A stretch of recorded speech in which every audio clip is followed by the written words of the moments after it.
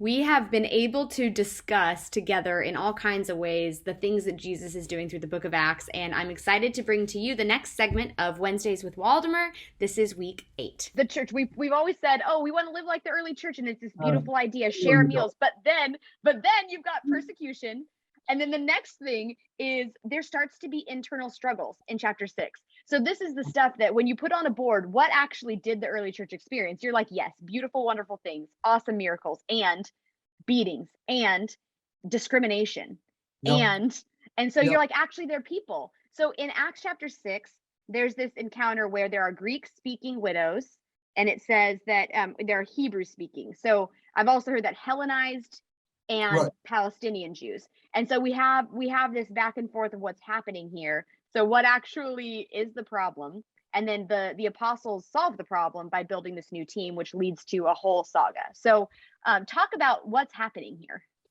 Well, okay, so you've got people from all over the world who've come to, and um, this, you're right in this is probably still describing the early segment, the first couple of months, okay? Okay.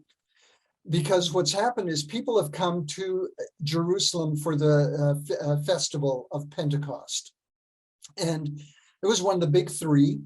And if you're able to make the trip, you're supposed to. And people would do this. There are some really cool things that God does with festivals and parties and stuff like that. He likes a We did a party. series called Party God this summer, where we looked at the Okay, main festivals of good. the Hebrew people and how Jesus was like, that's the stuff God celebrates. So you'd You love it. betcha. It was so fun. So they came there, but they weren't expecting to stay there for a long period of time. And so they brought the provisions, the money, whatever it was, because okay, we won't get Oh, just for the sidetracked. trip. So like they're going camping, they're going on vacation, they have enough for their vacation. Exactly. And now they've stayed there to learn more about what's going on. That's why they're sharing. That's why the early Got church, it. why Barnabas sells the field to give, to take care of Because the we're in a people. crisis. We need some money. Exactly. The people from Jerusalem, they can do the stuff. They don't need the help. Okay, you've got widows who probably need a little bit of assistance, but again, in the structure of those peoples, you look after your own. And so if you've got family, they're supposed to look after mom, who's, dad's died. So you look after mom and stuff like that. Who are the people who are really in need? Well, it's the people from outside Jerusalem who are there for the festival and stayed to learn what's Got going it. on. So they need the real help, but they're not getting the help they need. And so it's a struggle that draws the church in, and it's distracting the apostles from the work of preaching, teaching, and so on. Which it sounds like is really demanding. There's so many people that are like, and if you think about it, there's this group of people who've traveled with Jesus. And even if it was up to 120, even if it was up to 300, we're talking thousands more people have Right. jumped in. So even if you sent all of those out, it would almost be impossible to teach well.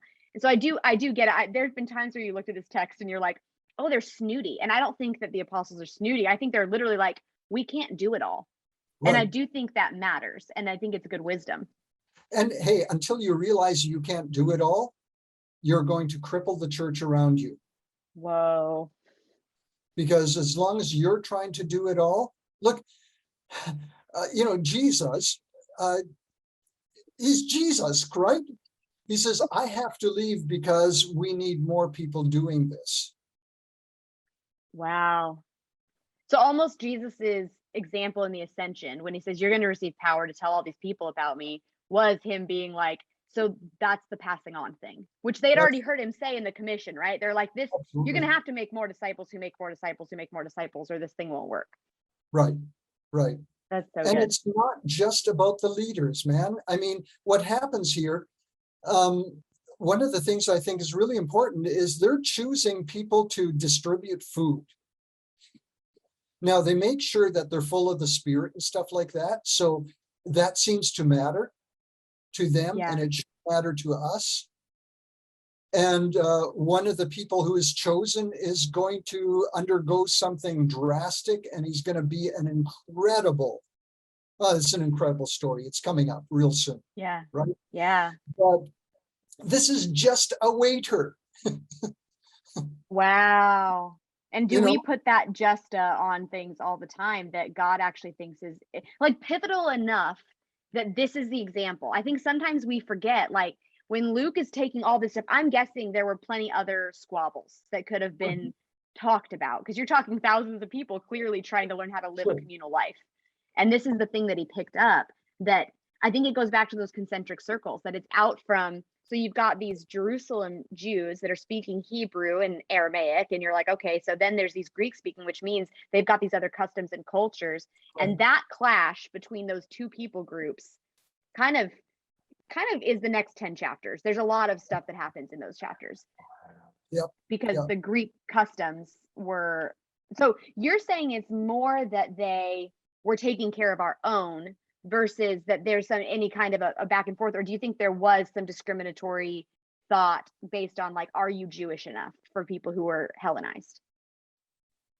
Yeah. Yeah. Absolutely. So it's the church being the body of Christ in reality, and not just picking your favorite few. Wow. I have a professor that in my seminary who was born in South Korea, and she says one of her favorite scholars, when people say, "Hey, how do you build a multicultural church?" She says, "God's church has always been multicultural because it's always been people." And so I think that idea, but when you do start to see people who are different from one another interacting in the same space, there's actual intentional work to be done to ensure that people don't get left behind. And so I think Right. that's really valuable.